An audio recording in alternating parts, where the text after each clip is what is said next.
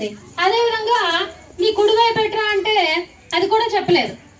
కుడి ఎడమలు తెలుసుకోవడం కూడా వాళ్ళకి ఇబ్బంది అవుతుంది అన్నమాట. చూడండి, మీరు చాలా మంది గమనించుంటారు. ఈరోజు నేను ఇక్కడ నిలబడి ఇది నా కుడివైపు అని చెప్పాను.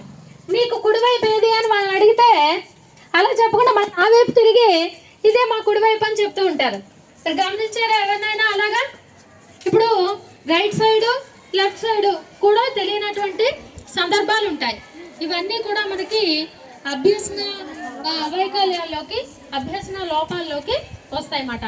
వాటిల్లోనే మనకి పిల్లల్లో, చదువుకునేటువంటి పిల్లల్లో ముఖ్యంగా మనం గమనించేవి ఏంటి అంటే డిస్లెక్సియా, డిస్గ్రాఫియా, డిస్కాలిక్లియా అనేటువంటివి.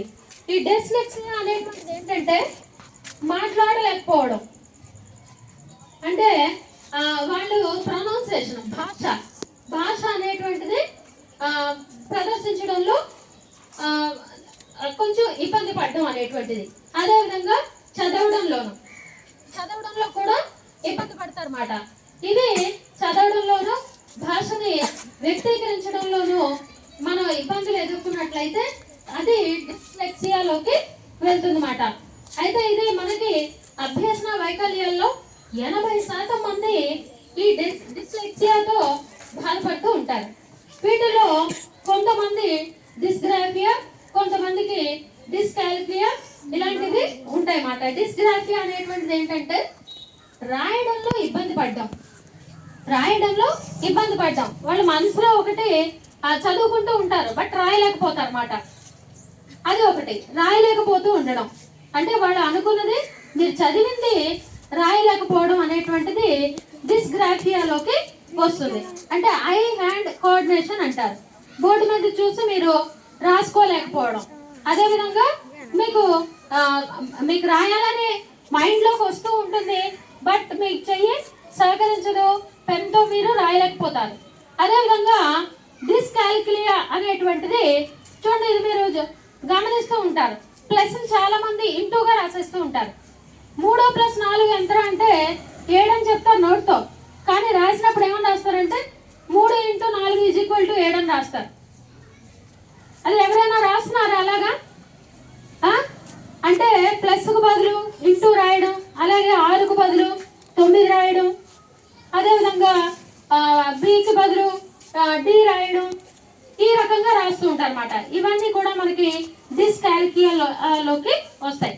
అదేవిధంగా గణితానికి సంబంధించినటువంటి సూత్రాలను గుర్తుపెట్టుకోలేకపోవడం, అదేవిధంగా ఆ సూత్రాన్ని అప్లై చేసి దాని ద్వారా మీరు లెక్క చేయలేకపోవడం, ఇవన్నీ కూడా డిస్కాలిక్లియాలోకి వస్తాయి. అయితే ఈ రకమైనటువంటి వైకల్యాల్ని మరి మనం అధిగమించలేమా అంటే తప్పకుండా అధిగమించవచ్చు. సరైనటువంటి చిన్నప్పుడే వాటిని మనకి స్కూల్ ఏజ్లోనే మన టీచర్లు గుర్తించడం ద్వారా, అదేవిధంగా మీరు పడుతున్నటువంటి ఇబ్బందిని టీచర్లకు తెలియజేయడం ద్వారా మీరు ఈ పరిస్థితి నుంచి ఖచ్చితంగా మీరు బయటపడడానికి అవకాశాలు ఉంటాయి. అయితే చాలా మంది మనకు సార్ చెప్పారు, ఎంతో ఉన్నత స్థాయికి చెందినటువంటి వ్యక్తులు కూడా ఈ అభ్యసన వైకల్యాలతో బాధపడినటువంటి వాళ్ళే. మనకి సార్ చెప్పారు, మనకి ఐన్స్టీన్ మనకు తెలుసు అందరికీ కూడా, ఆయన భౌతిక శాస్త్రవేత్త.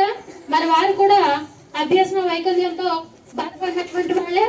అదేవిధంగా ఒక చిన్న స్టోరీ చెప్తాను, జనరల్గా మీకు తెలుసు.